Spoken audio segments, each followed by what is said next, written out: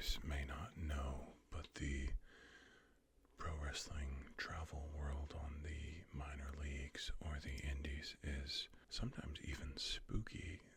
The story that came to mind when I was thinking about road stories was long drive, show, long drive, show. And then we end up out in the far, deep woods on what ends up being a dirt road.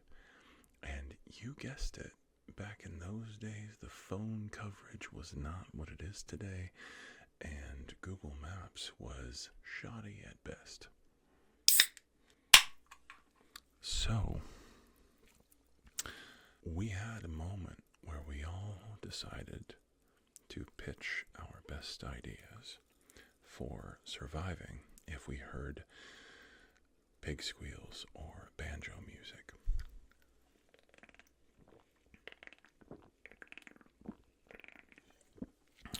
So, everyone decided we would all run in different directions, and we would all do our best to make it hell to catch us, so that the attackers, the cannibals, the monsters couldn't catch us.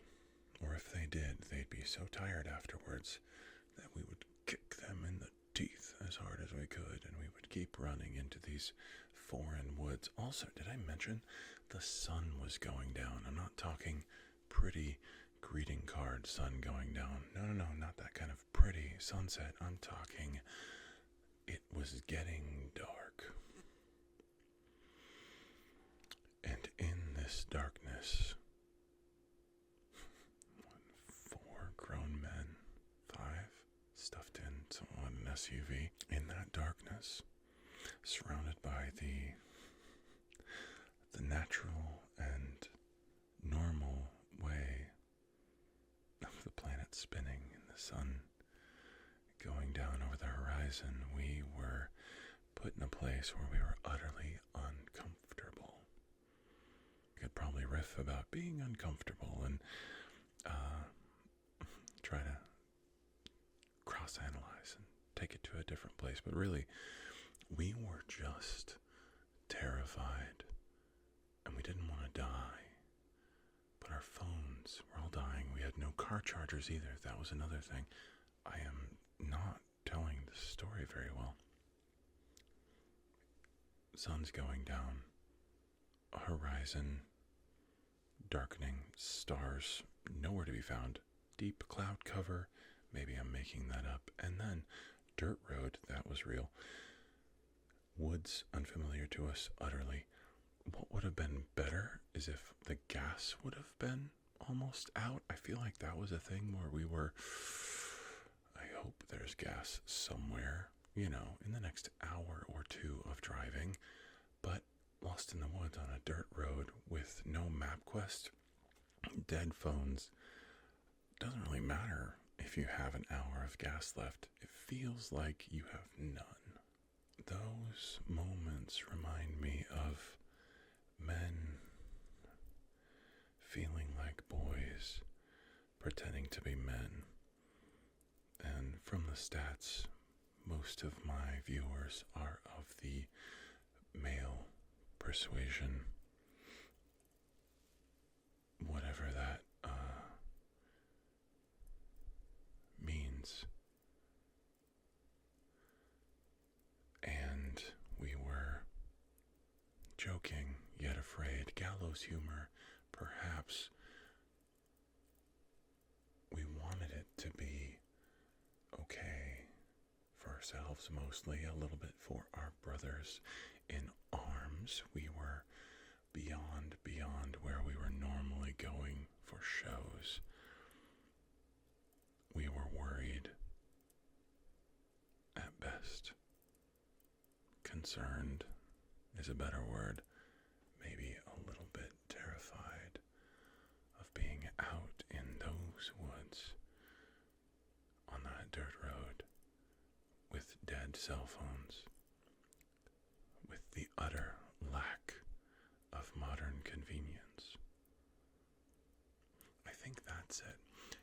take away convenience, if you take away what we rely on every day, the cyborg nature of human and machine melded at the hand, if you take away our tech, fear slips in rather quickly and rather confidently. It strides in, doesn't it?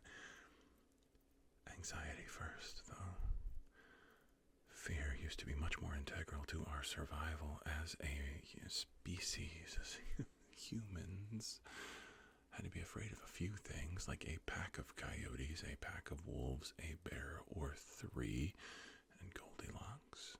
We used to have to be concerned. We used to have to be armed. We used to have to be ready for every situation. Now, anxiety. It slips between the cracks of us telling ourselves that there are no real threats as much as there are figurative ones, metaphorical threats to our belief system, our dreams. That guy at work, or someone who talks to our spouse too much, or perhaps some kind of idea spreading on the internet, which isn't even a real place, that we don't like. Anxiety leads to depression. Depression leads to putting out, yeah, you get it. And those statistics are shooting up and up. And I'm worried for us. I'm anxious for us. See, there I go, worrying about the future of our species, like I can do anything about it except exactly this. Here's the point of this one, actually, and it was, maybe I had to warm up, you know what I mean? Maybe I had to pop my LD and really get comfortable. I had what feels like a tough day today. A couple of other things not dealt with collapsed into today, broke through the walls, and here we are. And I am dealing with these issues as best I can, but you know, eventually everyone has a... And the problem with those moments is they're not immediate and gone. They just kind of hang. Anxiety spikes your blood pressure, then there comes the panic. And even if you can ninja hands the panic and manage to shift your body, there's still depression telling you that the panic and anxiety will come back. And if you have coping skills and things like that, yeah, that'll fight it off for a while. I'm a Jesus guy, like, hey, that fixes it all. It depends on how much you actually believe that. I believe it really fixes it all. But it's hard to believe that anyone out there believes me. And it does fix it all, but then the next day comes, the sun rises, new problems. I have a wife and kids who look at me, and just saying Jesus has got it covered doesn't always put them at ease. Don't die on me. Don't take your own lives. Don't interface with the darkness.